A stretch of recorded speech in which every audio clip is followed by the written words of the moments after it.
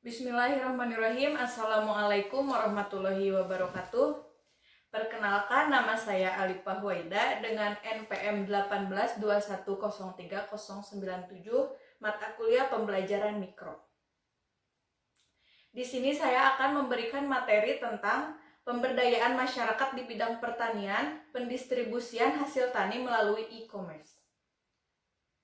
Pemberdayaan masyarakat adalah proses pembangunan di mana masyarakat berinisiatif untuk memulai proses kegiatan sosial untuk memperbaiki situasi dan kondisi diri sendirinya. Pemberdayaan masyarakat hanya bisa terjadi apabila masyarakat itu sendiri ikut pula berpartisipasi.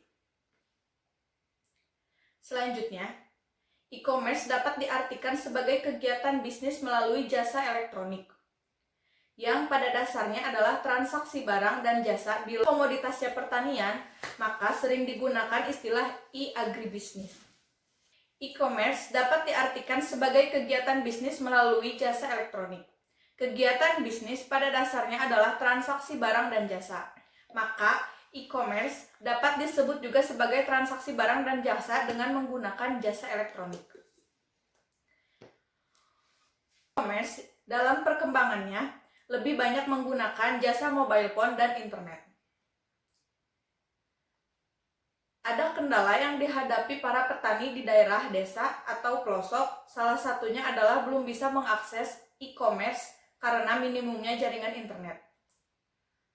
Masih banyak daerah dan masyarakat yang belum bisa mengakses e-commerce karena minimnya jaringan internet. Karena itu, pemerintah harus melakukan perbaikan infrastruktur jaringan internet khususnya untuk wilayah, desa, dan daerah pelosok.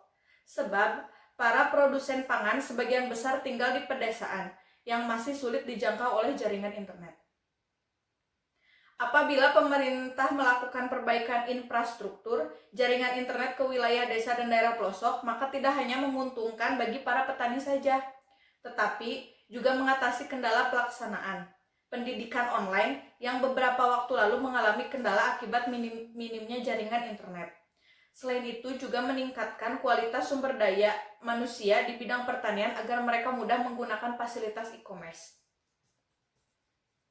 Manfaat yang dirasakan secara langsung dan tidak langsung memberikan pengaruh positif pada komunitas petani yang terkait.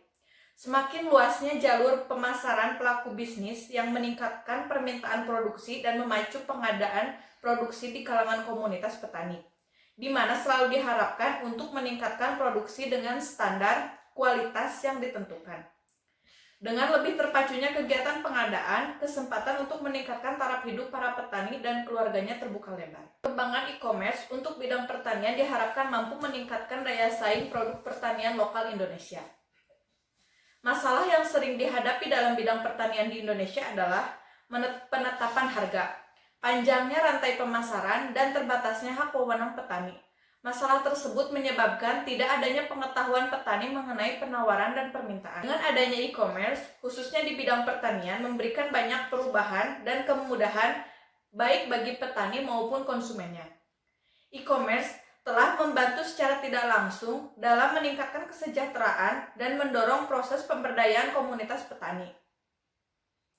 Dengan e-commerce, dapat mengetahui gambaran mengenai jaringan perdagangan elektronik yang paling sesuai dalam memberdayakan komunitas itu.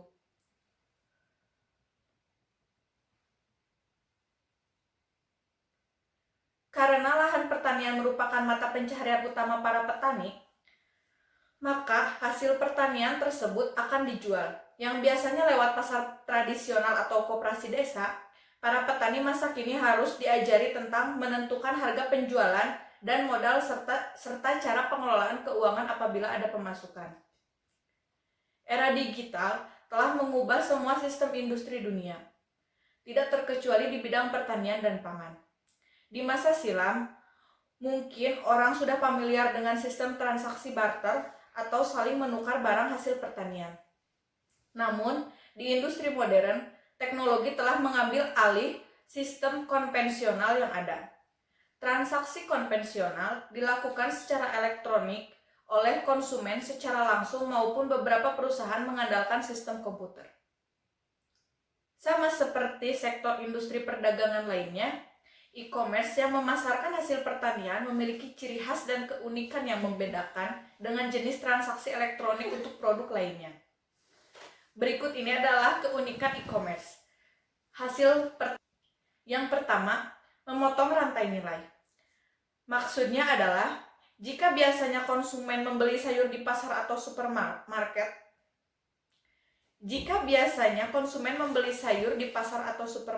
sudah melalui beberapa tahap rantai nilai. Di e-commerce, produk hasil pertanian kebanyakan memotong rantai nilai dengan menyediakan produk yang dibeli secara langsung dari tangan pertama. Sehingga harganya benar-benar kompetitif, lebih murah, dan produk yang segar atau fresh.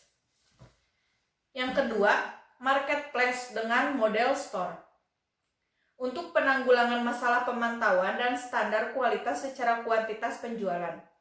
Beberapa produk hasil pertanian yang memposisikan sebagai marketplace atau menyediakan fitur marketplace mengoperasikannya dengan modal online store. Yang artinya, situs e-commerce penyedia fitur marketplace tersebut berperan seperti mengorganisir penjual, memastikan kualitas dan kuantitas, bahkan melakukan pembelian terlebih dahulu sebelum menjualnya secara online. Yang terakhir, ada pendampingan dan pembiayaan. Kebanyakan produk pertanian melakukan pendampingan kepada petani. Ini dilakukan karena infrastruktur dan pengetahuan pertanian dalam menggunakan teknologi.